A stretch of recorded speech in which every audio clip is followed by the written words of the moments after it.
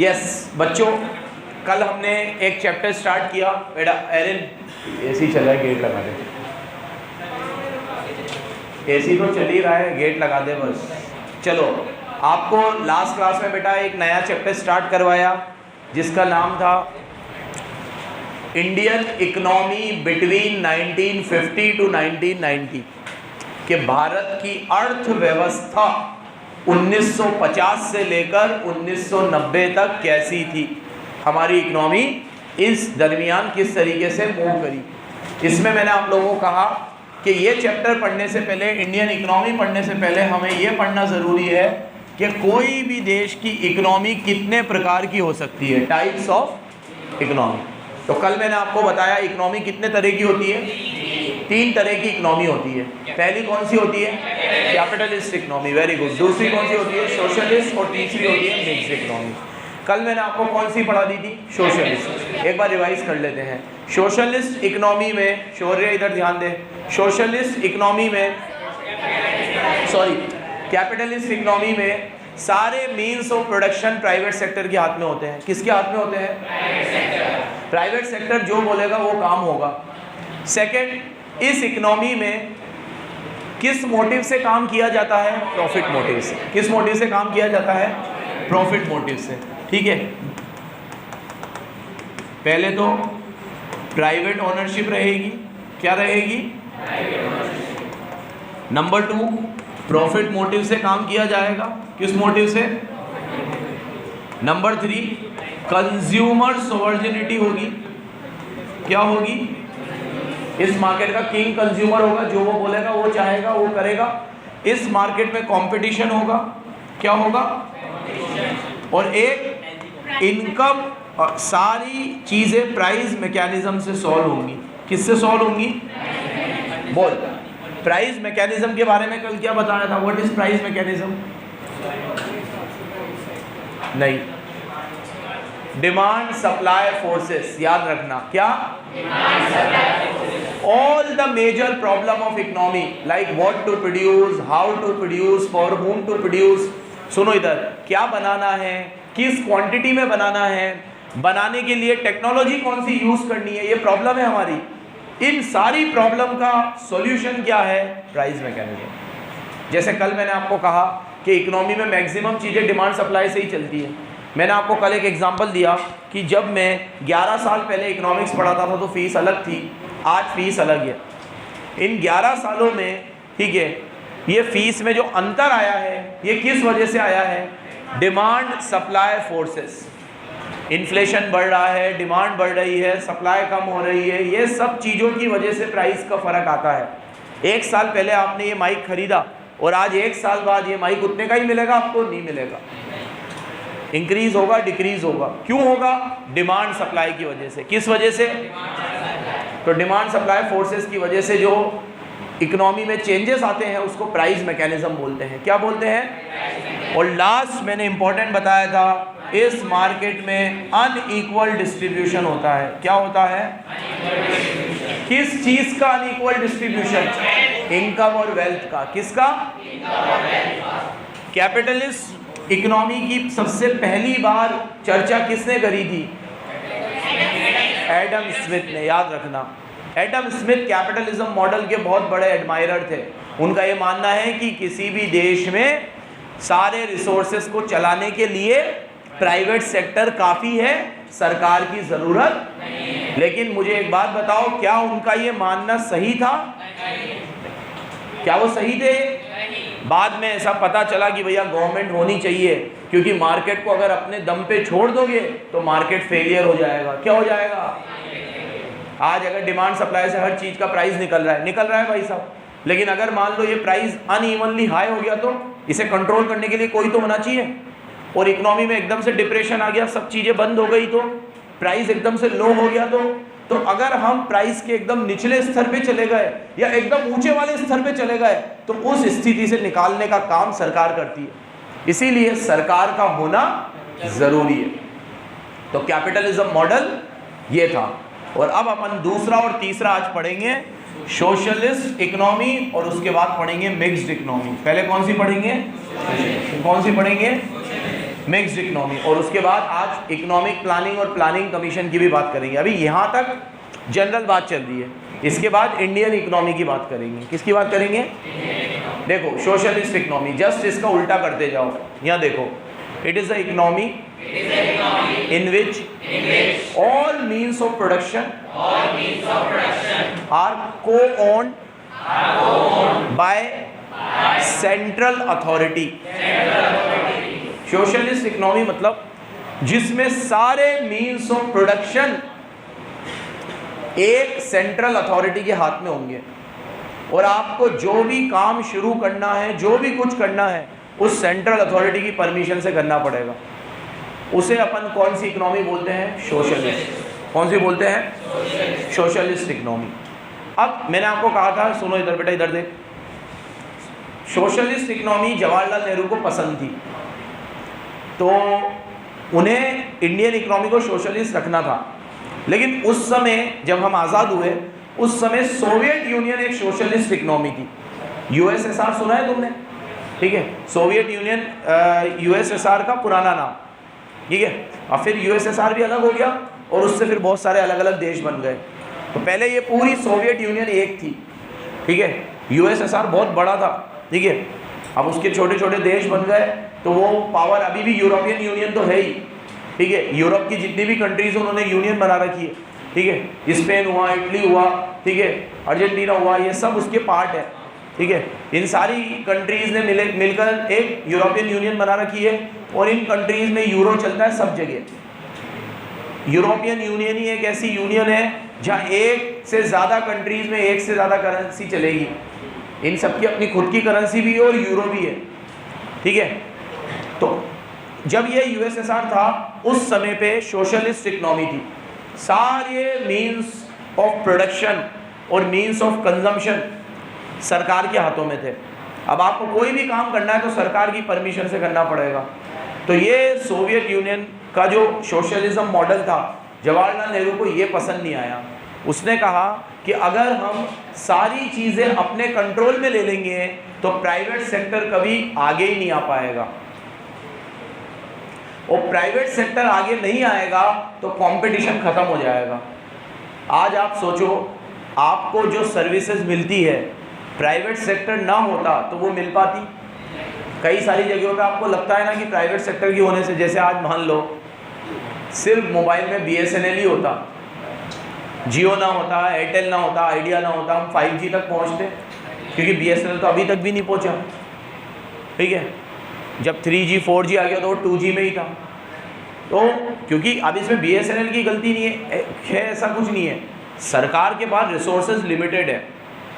आज मैं एक टेलीकॉम कंपनी चला रहा हूँ, तो मेरे को तो सिर्फ मेरी टेलीकॉम कंपनी देखनी है। सरकार तो टेलीकॉम में भी है, स्टील में भी है, कपड़े में भी है, उन्हें तो फार्मर का भी ध्यान रखना है, ब्रिज भी बनाने हैं, रोड भी बनाने हैं, स्कूल भी खोलने, कॉलेज भी खोलने, सब जगह वो कैसे करेगी मैनेज? इसलिए प्राइवेट सेक्टर का आना जरूरी है। तो जवाहरलाल नेहरू ने कहा कि भैया हम सोशलिज्म के फेवर में हैं, बट सोवियत यूनियन वाला सोशलिज्म हमें नहीं चाहिए, हम तो प्राइवेट सेक्टर को भी अंदर आने देंगे। तो उन्होंने अपनी इकोनॉमी को सोशलिस्ट से क्या रखा? जहां पे सारे मीन्स ऑफ प्रोडक्शन गवर्नमेंट के हाथ में भी होंगे, लेकिन प्राइवेट सेक्टर को भी आज़ादी है कि वो अपने तरीके से काम कर सके। समझ में आ रहा है बच्चों? एक बार सोशलिस्ट इकोनॉमी रीड करते हैं, लाओ दो टिक कर लेना। एक बुक दे देना उधर जिसके भी पास ना हो बेटा, एक एक बुक तो सब जगह होनी चाहिए। अभी ऑफिस से ले ही लेना मॉड्यूल। देखो, socialist economy is an economy in which all means of production are owned by the whole community and all decisions are taken by central authority। सारे डिसीजन कौन लेता है? अब पॉइंट इजीली याद हो जाएंगे, इसका रिवर्स करो। यहाँ क्या थी, यहाँ क्या होगी?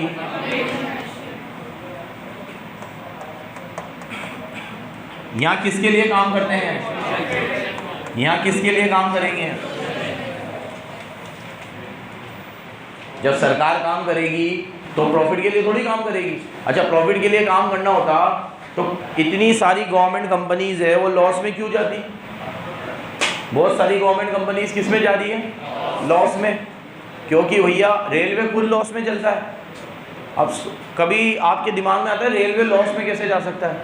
रेलवे का 100% रिजर्वेशन पहले हो जाता है, कोई बैड डेप्स नहीं है। एक जनरल डब्बा ही है, ज़्यादा से ज़्यादा कोई बिना टिकट चढ़ेगा तो जनरल में, और एक ट्रेन में जनरल डब्बे ही कितने होते हैं? 1 या 2। और जितने जनरल डब्बे होते हैं उससे तो ज़्यादा ही टिकट बिकती है, क्योंकि 50 की कैपेसिटी तो वैसे ही 500 चढ़ते हैं। अब 500 में से 250 ने भी टिकट ली होगी, तो आपको तो 50 की टिकट चाहिए थी बस, वो तो 250 लेके चढ़े उल्टे, तो वहाँ पे भी नुकसान नहीं है। और बाकी 100% रिजर्वेशन पहले हो जाता है। तो सोचो कि जब सारा रिजर्वेशन पहले हो रहा है, सब पैसा पहले जमा हो रहा है, तो why railways are running on loss?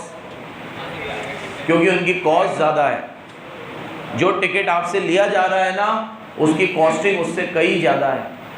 आज अगर आप यहाँ से जयपुर जाते हो और आपका स्लीपर का टिकट 300 रुपया 400 रुपया है, तो सरकार को उसकी कॉस्ट 300-400 रुपये नहीं है, उससे कई ज़्यादा है। ठीक है, वो आपके पैसों से रेवेन्यू एक्सपेंडिचर कवर करती है, कैपिटल एक्सपेंडिचर तो कवर ही नहीं हो पाते। एक रेलवे ट्रैक बिछाने में जो पैसा लगता है, ठीक है, वो कई गुना ज़्यादा होता है। वो ट्रेन 10 साल 20 साल उस रेलवे ट्रैक पे चलेगी ना, तब जाके वो पैसा रिकवर होगा। तो सरकार कभी भी प्रॉफिट मोटिव से काम नहीं करती। ट्रेन तो उस स्टेशन पे भी रुकेगी जहाँ से 2 लोग चढ़ेंगे, बस रुकेगी नहीं रुकेगी। एक छोटा सा गाँव है, वहाँ से 2 लोग चढ़ेंगे, वो तो वहाँ पे भी रुकेगी। वो ये थोड़ी सोचेगी कि यहाँ से तो सिर्फ 2 लोग चढ़ रहे हैं, मेरा तो फ़ायदा ही नहीं है। प्राइवेट सेक्टर तो सोचेगा, क्योंकि वो तो प्रॉफिट के लिए काम कर रहा है। लेकिन सरकार प्रॉफिट के लिए काम, वो तो सोशल वेलफेयर के लिए काम कर रही है। और कहीं से कोई नहीं भी चढ़ेगा, ये तो छोटा सा गांव है, वहाँ पे भी स्टॉपेज होगा, लोकल गाड़ियाँ भी चलेंगी, ठीक है, एक्सप्रेस गाड़ियाँ भी चलेंगी। सरकार तो सबको साथ में लेके चलेगी। तो सोशल वेलफेयर के लिए काम करती है गवर्नमेंट। किसके लिए काम करती है? और यहाँ पे हर काम प्लानिंग मैकेनिज्म से होता है। सेकंड पॉइंट दे रखा है मैंने, यहाँ पे प्राइस मैकेनिज्म है। यहाँ कौन सा मैकेनिज्म है? Planning mechanism. मतलब सुनो, क्या बनाना है, व्हाट टू प्रोड्यूस, कैसे बनाना है, हाउ टू प्रोड्यूस, और फॉर whom टू प्रोड्यूस, किसके लिए बनाना है, ये सारे डिसीजन सेंट्रल प्लानिंग अथॉरिटी लेगा। कौन लेगा? और यहाँ पे सारे डिसीजन कैसे चलेंगे? और एक सुर में बोलेंगे। प्राइस मैकेनिज्म मतलब डिमांड सप्लाई फोर्सेस। यहाँ पे कौन सा चलेगा? एकदम जोड़े से याद रखना। यहाँ कौन सा मोटिव है? यहाँ, ठीक है, यही लर्न हो जाना चाहिए पूरा। Next, absence of consumer. यहाँ कंज्यूमर सोवर्जिनिटी है, यहाँ पे कंज्यूमर सोवर्जिनिटी नहीं है। अभी फर्स्ट बैच में एक गर्ल ने मुझसे सवाल पूछा कि सर, इस मार्केट में आपने कहा सब चीज़ कंज्यूमर के हिसाब से बनेगी, तो यहाँ कंज्यूमर किंग है, यहाँ पे आप कह रहे हो कंज्यूमर सोवर्जिनिटी नहीं है, जबकि आप यहाँ पे कह रहे हो कि यहाँ सोशल वेलफेयर है, जो सबको चाहिए होगा वो चीज़ बनाएंगे, तो यहाँ भी तो कंज्यूमर सोवर्जिनिटी है। ये दोनों पॉइंट एक दूसरे को कॉन्ट्राडिक्ट क्यों कर रहे हैं? तेज बोल बेटा। कहाँ पर? कैपिटलिस्ट में। हाँ, तो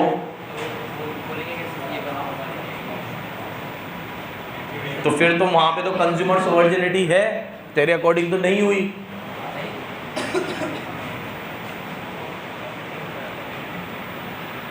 क्या हो गया तुझे, क्यों हंसता रहता है, तू पिक्चर है क्या? हाँ देखो बच्चों, यहाँ कंज्यूमर सोवर्जिनिटी है। क्यों है? क्योंकि बच्चों सुनो, कैपिटलिस्ट मॉडल में डिमांड सप्लाई से चलेगा। जो चीज़ तुम्हें अच्छी लगेगी वो बनाऊंगा, जो तुम्हें अच्छी नहीं लगेगी नहीं बनाऊंगा। यहाँ पे कंज्यूमर के हिसाब से मार्केट नहीं चलेगा। तुम्हें कोई चीज़ अच्छी नहीं लग रही, लेकिन तुम्हारे लिए वो चीज़ जरूरी है, तो सरकार वो पहले बनाएगी। तुम्हारे टेस्ट और प्रेफरेंस से मार्केट नहीं चलेगा, कंज्यूमर की डिमांड से मार्केट नहीं चलेगा, गवर्नमेंट की विल पे चढ़ेगा। किस पे चलेगा? गवर्नमेंट को जो चाहिए होगा वो बनाएगी, गवर्नमेंट को जिसको लाइसेंस देना होगा देगी। यहाँ पे टोटल कंट्रोल सिस्टम चलेगा। कौन सा सिस्टम चलेगा? यहाँ पे। हालांकि एक बात सुनो बच्चों, आज की तारीख में ना तो कोई देश पूरी तरीके से कैपिटलिस्ट है ना पूरी तरीके से सोशलिस्ट है। ये सब हवाई बातें हैं। अब तो हर कंट्री क्या है, आपको प्योर सोशलिस्ट देखना है, चाइना देख लो। चाइना एक सोशलिस्ट इकोनॉमी था बहुत सालों तक। अब तो वहाँ पे भी फ्रीडम है, आज भी कम है लेकिन फ्रीडम है। यहाँ पे प्योर फ्रीडम चाहिए आपको, गवर्नमेंट होगा ही नहीं। तो ये थी आपकी यही कौन? यूएसए, यूके, ठीक है।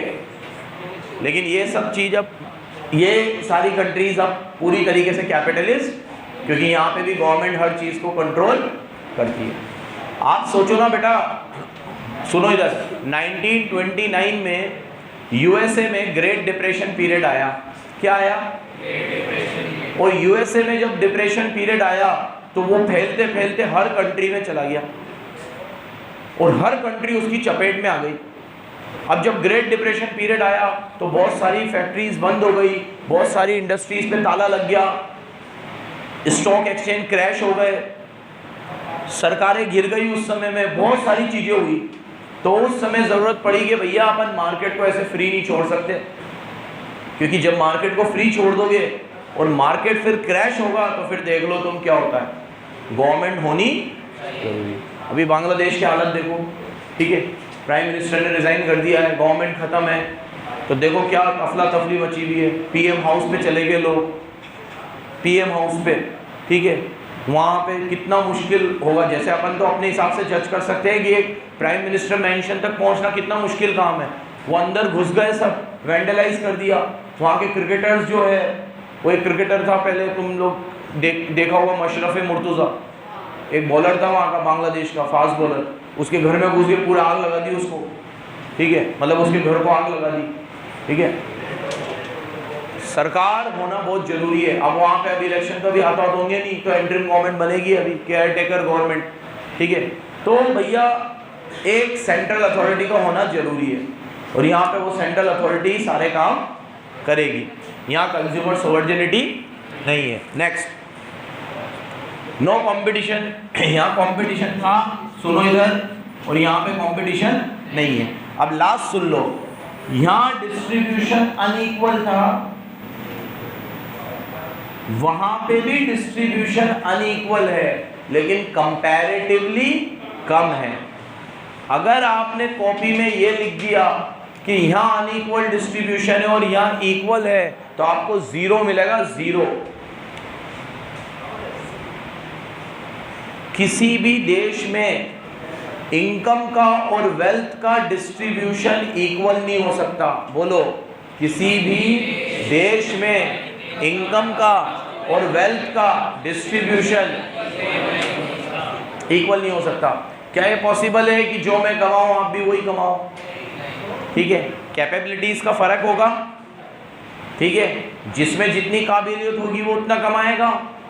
सरकार को टैक्स देगा, टैक्स से सरकार गरीबों को ऊपर लाएगी, लेकिन क्या इतना लेकर आ जाएगी कि वॉर में बराबर हो जाएंगे? पॉसिबल है ये?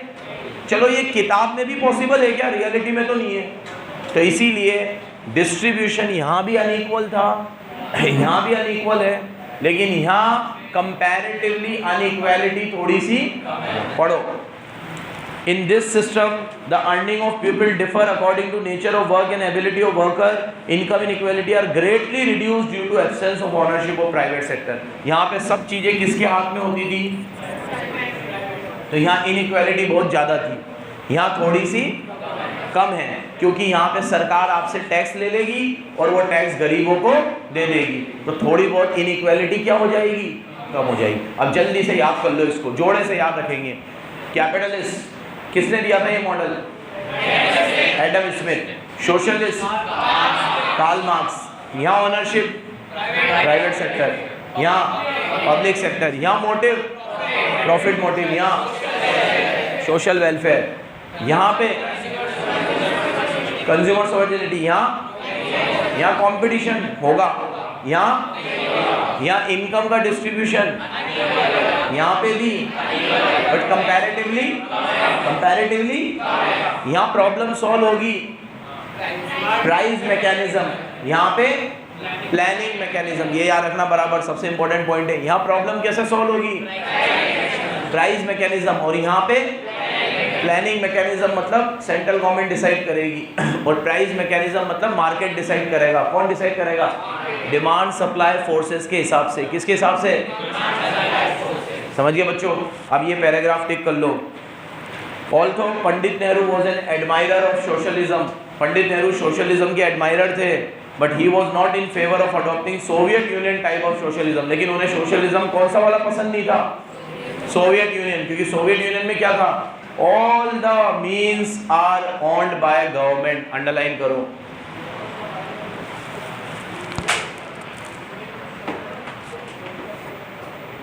आजकल के जो नेता हैं पंडित नेहरू की उनके जैसी सोच होती तो क्या होता? उनके पास पूरा सिस्टम था, वो रख सकते थे कि सब चीज़ें गवर्नमेंट के हाथ में रहे, लेकिन वो खुद इसके एडमायरर थे कि सोवियत यूनियन का हाल उन्होंने देख लिया था कि हर चीज़ सरकार के हाथ में रहती है तो क्या होता है, फिर तानाशाही बहुत बढ़ती है, ठीक है। और फिर उसके रिजल्ट्स क्या आते हैं? यूएसएसआर टूट गया पूरा। एक तरीके से देखा जाए तो अच्छी चीज़ थोड़ी है, छोटे छोटे देश बन गए बहुत सारे, ठीक है। पावर में जब वो एकदम मजबूत थे तो यूएसए के टक्कर का था वो, और बल्कि मैं तो कहूँगा 2 कदम आगे ही था अमेरिका से, ठीक है। और आज जब टूटा तो अलग अलग छोटे छोटे देश हैं, किसी की क्या औकात है? पहले इकट्ठे थे तो अमेरिका में आंख डाल के बात कर सकते थे, टूट गए। किसके वजह से? सोशलिज्म। सरकार अगर ये चाहेगी, आप अभी पढ़ोगे उसमें कंट्रोलिंग में कि in order to control everything you may end up in controlling nothing. समझे अंग्रेजी? जब आप सारी चीज़ों को कंट्रोल करना चाहोगे तो हर चीज़ आपके कंट्रोल से बाहर हो जाएगी। You can not control everything. तो अगर सारे रिसोर्स सरकार अपने हाथ में रखेगी, तो इसलिए पंडित नेहरू को सोशलिज्म तो पसंद था, लेकिन उन्हें ये वाला सोशलिज्म पसंद नहीं था, सोवियत यूनियन वाला। उन्होंने कहा मैं तो प्राइवेट सेक्टर को भी छूट दूंगा। तो उन्होंने अपनी इकोनॉमी को मिक्स रखा, और उसके बाद बहुत सारे देश मिक्स इकोनॉमी का मॉडल अडॉप्ट कर रहे थे इंडिया को देखकर, ठीक है। पढ़ो। There was no scope of private sector in this type of economy, so this did not fit in a democratic country. Underline करो, it will not fit in a democratic country like India. तो उन्हें लगा भारत जैसी democratic country में ये system fit, तो इसीलिए उन्होंने इंडिया की इकोनॉमी को मिक्स रखा। अंडरलाइन करो, therefore Indian economy is a mixed economy in which ये मैंने जो बोल्ड कर रखा है ना नीचे, ये टिक कर लो। Mixed economy are left neither whole on the mercy of market nor on the trust of government. Rather, these decisions were taken by the combined efforts of both the parties, government and private sector. एकदम perfect लिखा हुआ है। ना तो हम हर चीज़ों को market के भरोसे छोड़ेंगे, ना हर चीज़ को सरकार के भरोसे छोड़ेंगे, क्योंकि सरकार खुद हमारे भरोसे बैठी है, ठीक है। तो ना तो हम मार्केट के भरोसे छोड़ेंगे, ना सरकार के भरोसे, दोनों साथ में मिलकर काम करेंगे। इस इकोनॉमी को मिक्स्ड इकोनॉमी कहा जाता है। क्या कहा जाता है? ये तीनों इकोनॉमी अच्छे से क्लियर है आपको? लर्न हुआ पूरे पॉइंट्स? 6 पॉइंट इधर है, 6 पॉइंट। मिक्स में कोई पॉइंट नहीं है, मिक्स में बस इतना याद रखना, ना तो हर चीज़ मार्केट से डिसाइड होगी, ना हर चीज़ गवर्नमेंट डिसाइड करेगी। मार्केट और गवर्नमेंट दोनों मिलकर इकोनॉमी को चलाएंगे, ये मिक्स्ड इकोनॉमी। बढ़ो आगे। ये एक टॉपिक हमारा समाप्त हुआ, ठीक है। अब आज बात करेंगे हम लोग प्लानिंग कमीशन की। किसकी बात करेंगे बेटा? इसमें मैं आपको सबसे पहले what is economic planning, planning का मतलब क्या है वो बताऊंगा। हाँ शौर्य, सोशलिस्ट के अभी तो कोई भी नहीं है। नॉर्थ कोरिया में भी इलेक्शन होते हैं, अब वो नाम के होते हैं लेकिन होते हैं।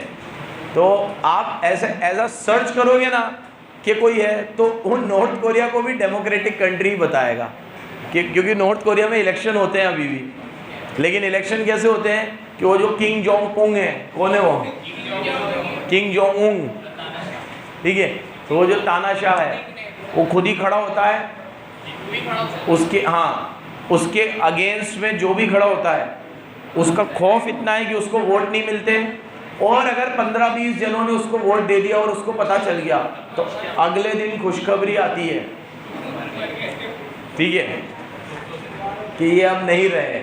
तो वहाँ पे भी नाम की है लेकिन डेमोक्रेसी है। लेकिन हाँ, कह सकते हो अपन कि वहाँ जो सिस्टम चल रहा है वो सोशलिज्म का ही चल रहा है कि हर चीज़ गवर्नमेंट अपने हाथ में रखेगी, नॉर्थ कोरिया, ठीक है। चलो बच्चों, अब मेरी बात सुनो। और ऐसे तो चाइना में भी अभी सोशलिज्म ही है। चाइना में 1970-1980 तक तो था, वहाँ पे एक ही पार्टी रूल करती थी, कम्युनिस्ट पार्टी ऑफ चाइना, एक ही, उसी पार्टी का प्रेसिडेंट इतने सालों तक रहा। फिर धीरे धीरे वहाँ पे एक स्ट्रॉन्ग मैन था, माओ जेडोंग, ठीक है, उसने रिफॉर्म्स लेकर आया चाइना में, उसने बहुत सारे रिवॉल्यूशनरी वर्क किए और उससे बहुत फ़र्क पड़ा। हालांकि आज भी वहाँ पे सोशलिज्म के छींटे तो है, वहाँ पे अभी भी सरकार हर चीज़ को कंट्रोल करने की कोशिश, वहाँ पे फेसबुक नहीं चलता, इंस्टाग्राम नहीं चलता, ये सब नहीं चलता चाइना में। चाइना में अपनी ऐप है, और चाइना के लोग आप देखना हर एक वर्ल्ड के फोरम से अलग थलग रहते हैं, सब जगह से। उनका एक अपना अलग ही सिस्टम है, अपनी दुनिया है वो, ठीक है।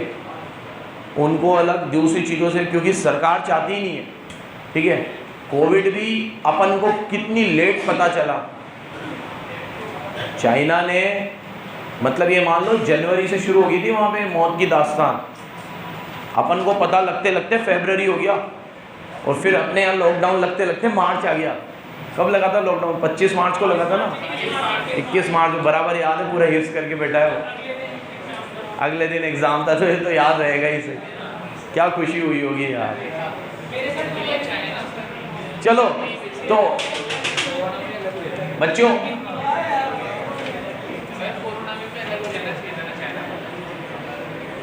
प्लानिंग सुनो बच्चों, अब मैं बात करूंगा, प्लीज़ लास्ट टॉपिक है आज का, ध्यान से सुन लो बच्चों। अभी तक 3 इकोनॉमी पढ़ ली हमने, अब प्लानिंग कमीशन की बात करेंगे। प्लानिंग कमीशन में मैं आपको इकोनॉमिक प्लानिंग के बारे में बताऊंगा, और फिर ये प्लानिंग कमीशन चेंज होकर नीति आयोग बन गया। क्या बन गया? तो ये वाला टॉपिक अपन कल देखेंगे। आज अपन ये सिर्फ इकोनॉमिक प्लानिंग और प्लानिंग कमीशन की बात करेंगे। बराबर से 2 मिनट सुन लेना, फिर मैं रीड करूंगा। देखो बच्चों, 1947 में भारत आज़ाद हुआ, 1950 में हम रिपब्लिक डे मनाते हैं 26 जनवरी, क्योंकि उस दिन हमारा संविधान लिखा गया। क्या लिखा गया? Constitution of India. 26 जनवरी 1950, 26 जनवरी 1950, सामने देखना, हमारा संविधान लिखा। उस समय पंडित नेहरू को जो भारत मिला था वो ये आज वाला भारत नहीं है। भूखी नंगी हालत, एग्रीकल्चर ख़त्म, इंडस्ट्री ख़त्म, इंफ्रास्ट्रक्चर के नाम पे कुछ भी नहीं, बिल्कुल अधमरी हालत में भारत मिला था उन्हें। तो मैं ये अपने उसमें कहता हूँ कि भाई उस समय का भारत मिलना मतलब क्या बोलते उसे, कांटों के तख्त पे बैठने जैसा था। उस समय आप कुर्सी पे तो बैठे हो एज अ पीएम, लेकिन ये सारी फैसिलिटीज़ नहीं है जो आज अपन प्राइम मिनिस्टर्स को देखते हैं, मोदी जी को या उससे पहले मनमोहन सिंह जी को या उससे पहले जितने भी प्राइम मिनिस्टर हुए। तो कंपैरिजन कर लो कि उनमें और नेहरू जी में जो उन्हें भारत मिला था वो कैसा होगा। ख़त्म बिल्कुल। उस समय में उन्होंने इसरो, IIT, एम्स, ये सब उस समय में खुले हैं। तो उनका विजन कितना ज़बरदस्त होगा। किसको सूझेगा ये सब? ऐसी हालत, 2 वक्त का खाना नहीं खा पा रहे, हर चौथे दिन दंगा होता था भारत में, हर चौथे दिन। इतने सालों तक तो हिंदू मुस्लिम वाला दंगा हुआ क्योंकि पार्टीशन हुआ ही था उस समय, ठीक है। फिर कास्ट को लेकर, फिर gender inequality, male female ratio कितना खराब था, सेक्स रेशो बहुत खराब था इंडिया का उस समय, ठीक है। लड़की पैदा होती थी मार देते थे, ठीक है। अपने इंटरनल डिस्प्यूट इतने ज़्यादा थे कि उस समय मैं ये देखता हूँ कि वो जो स्थिति में हम थे और आज हम जहाँ हैं, एक बहुत बड़ा क्रेडिट पंडित नेहरू को जाता है कि बहुत अच्छा हुआ कि उस समय बैक टू बैक 3 इलेक्शंस हुए और तीनों में उनको कंप्लीट मेजॉरिटी मिली, ठीक है, तीनों इलेक्शंस में बैक टू बैक। और उन्होंने स्थापना करी थी प्लानिंग कमीशन की, जिसका विजन था कि पंडित नेहरू को ये समझ में आ गया था कि जिस स्थिति में हम हैं इसमें तो सर्वाइव नहीं कर पाएंगे। 7% लोग लिटरेट है, किसी को ना पढ़ना आवे ना लिखना आवे, तो एजुकेशन पे जोर देना पड़ेगा। तो उन्होंने IIT, एम्स, UPSC के जो एग्ज़ाम होते हैं ना, ये लंदन जाके देते थे हम, वहाँ देते थे, तो पूरी व्यवस्था यहाँ पे करी, ठीक है। और ये UPSC के ये सारे एम्पेनलमेंट करे, ये सारी मतलब ये पूरा जो इकोसिस्टम तैयार किया एजुकेशन का। CA एक्ट पास किया, CA एक्ट पास हुआ 1949 में, आज़ाद हुए थे 1947 में, और CA एक्ट बना 1949 में। और institute of chartered accountant of India का सेटअप हुआ कि भैया यहाँ से CA की पढ़ाई होगी, इंजीनियरिंग के लिए IIT खुलेगी, मेडिकल के लिए एम्स खुलेंगे। विजन देखो उस बंदे का, विजन क्या ज़बरदस्त विजन है, ठीक है। और अनफॉर्चुनेटली कुछ ऐसे लोग हैं कि जो कांग्रेस को गाली देते देते जवाहरलाल नेहरू को भी गाली देते हैं आजकल, ठीक है। कुछ बच्चे तो व्हाट्सएप पे स्टेटस लगा देंगे, मेरे को बड़ी जान जलती है देखकर। कभी लगता भी है कि इसको थोड़ा समझाऊं, फिर लगता है छोड़ो यार अभी ठीक है, अंधभक्त टाइप निकला तो अभी पता नहीं कहाँ बात जाएगी। तो नेहरू जी का विजन कमाल था, ठीक है। मतलब वो हमारे फर्स्ट प्राइम मिनिस्टर है, इसके लिए तो उनका रेस्पेक्ट लेवल यहाँ है ही। बट अपार्ट फ्रॉम दैट जो चीज़ें उन्होंने करी है वो सब तुम्हें इंडियन इको में पढ़ाई जाएगी कि किस तरीके से उन्होंने अलग अलग इंस्टीट्यूट को अलग अलग समय पे सेटअप किया। और ये सबके पीछे प्लानिंग कमीशन का एक बहुत बड़ा रोल था। उन्होंने प्लानिंग कमीशन सेटअप किया और उन्होंने कहा कि हम 5-5 साल की प्लानिंग एक साथ करेंगे। 1951 से 1955, 1956 से 1960, 5-5 साल की प्लानिंग एक साथ होती और ये सब चीज़ें बनती चली गई। प्लानिंग कमीशन का काम ही ये था कि इंडियन इकोनॉमी को वापस से वैसी बनाना जैसी हम ब्रिटिश एरा के पहले थे। कैसे थे हम? सोने की चिड़िया थी, ठीक है। तो उससे उस लेवल पे ले जाना ये प्लानिंग कमीशन का काम था। प्लानिंग कमीशन में एक और व्यक्ति का बहुत इंपॉर्टेंट योगदान था, नाम याद रखना, PC महालनोबिस। मैंने नोट्स में सब दे रखा है, कुछ भी मत लिखो, तुम बस सुन लो अभी, मैं सब टिक करा दूंगा। सामने देखो क्या नाम था? PC महालनोबिस जो थे वो कैम्ब्रिज यूनिवर्सिटी से पढ़े हुए थे। कलकत्ता में इन्होंने यहाँ आकर एक संख्या नाम से एक जर्नल स्टार्ट किया। संख्या मतलब डिजिट, जिसमें ये अलग अलग डेटा पब्लिश करते थे। पॉवर्टी कितनी है भारत में, अनएम्प्लॉयमेंट कितना है, कितने लोग पढ़े लिखे हैं। तो इनके कामों से जवाहरलाल नेहरू बहुत एडमायर हुए थे कि भाई ये बहुत बढ़िया, इनसे मिलो, मुलाकात करते हैं। तो ये आए, तो इन्होंने कहा भाई ऐसे प्लानिंग कमीशन वगैरह बनाते हैं। तो जवाहरलाल नेहरू क्या थे, उस तरह एक विचार के व्यक्ति थे कि जैसे अगर मुझे इसका कोई चीज़ अच्छी लगेगी तो मुझे ये नहीं है कि ये गवर्नमेंट में है कि नहीं है, या ये वो, ये नेता थोड़ी है। इंक्लूसिव अप्रोच रखते थे वो। क्या रखते थे कि अगर उन्हें मुझसे कोई बेनिफिट मिल सकता है तो मुझे अपने साथ रखेंगे। उनका ये नहीं था कि भाई इनको साथ रखने से मैं छोटा हो जाऊँगा, ये बड़ा, ये सब नाटक नहीं थे। तो उन्होंने महालनोबिस को कहा कि भाई आप प्लानिंग कमीशन बनाते हैं अपन। प्लानिंग कमीशन में फर्स्ट 5 ईयर प्लान बना 1951 से 1955, सेकेंड 5 ईयर प्लान बना 1956 से 1960। तो सेकेंड 5 ईयर प्लान जो बना था वो पूरा इनके विचारों पे बना था। PC महालनोबिस, नाम याद रखना। और ये जो भी छोटी छोटी बातें तुम्हें बता रहा हूँ ये सब 1-1 नंबर के ऑब्जेक्टिव में आएगी। किस में आएगी? 1-1 नंबर के ऑब्जेक्टिव, क्योंकि तुम्हारा 20 नंबर का पेपर ऑब्जेक्टिव रहेगा, ठीक है। चलो अंडरलाइन करो। पहले मैं प्लानिंग कमीशन के बारे में बता दिया। इकोनॉमिक प्लानिंग का मतलब बता देता हूँ। तुम लोगों ने प्लानिंग पढ़ लिया बिजनेस में? बताओ प्लानिंग का मतलब क्या होता है? सिर्फ डेफिनेशन बता दो, डेफिनेशन नहीं याद है? चलो, मैंने 12th क्लास में प्लानिंग की डेफिनेशन पढ़ी थी, मुझे अभी तक याद है। Planning seeks to bridge the gap between where we are and where we want to go. Planning का मतलब होता है कि आज हम कहाँ हैं और कहाँ जाना चाहते हैं, ठीक है? तो इसके दरमियान हम जो भी चीज़ें कर रहे हैं वो हमारी प्लानिंग है। कि आज मेरे को एक गोवा का टूर करना है, आज मैं यहाँ हूँ, 15 दिन बाद मुझे वहाँ पहुँचना है। अब वहाँ होटल बुकिंग, ठीक है, कहाँ रहना है, ठीक है, खाना पीना, मेरी फ़्लाइट की बुकिंग, ये सब चीज़ें किस में आएगी? Planning. Where we are and where we want to go. ये तो बिजनेस की डेफिनेशन है, यहाँ मत लिखना। अब यहाँ आ जाओ, यहाँ हमें बात करनी है व्हाट इज़ इकोनॉमिक प्लानिंग। किसकी बात करनी है? Economic planning. मतलब अभी मैंने ये तुम्हें इतनी सारी जो चीज़ें बताई कि जवाहरलाल नेहरू ने ये सब चीज़ें सेटअप करी, ये सब का उद्देश्य क्या था? हमारे पास रिसोर्सेज बहुत कम थे, तो हमें ये देखना था कि इस कम रिसोर्सेज में क्या क्या हम बना सकते हैं। तो प्लानिंग इसी को कहते हैं। प्लानिंग का मतलब होता है optimum utilisation of your limited resource. बोलो, so that you can fulfill each and every desire of your society। तो इकोनॉमिक प्लानिंग का मतलब है कि हमारे पास सारे रिसोर्स कम हैं, लेकिन जितने हैं हम उसमें ऐसे काम करें कि हमारा कोई भी वेस्टेज ना हो रिसोर्स, और जिस सोसाइटी के जिस बंदे को जो चीज़ चाहिए वो अपनी लिमिट में, अपनी जितनी अपनी कैपेसिटी है उस कैपेसिटी में अपन को मिल जाए। इसे इकोनॉमिक प्लानिंग बोलते हैं। क्या बोलते हैं इसे? इकोनॉमिक प्लानिंग, ठीक है। तुम लोग जाकिर खान को सुनते हो? कोई ये स्टैंड अप कॉमेडियन है, ठीक है। उसकी जो कॉमेडी होती है उसमें कुछ चीज़ें बहुत ज़बरदस्त होती है, कुछ जो बातें वो करता है वो बड़ी कमाल होती है। मतलब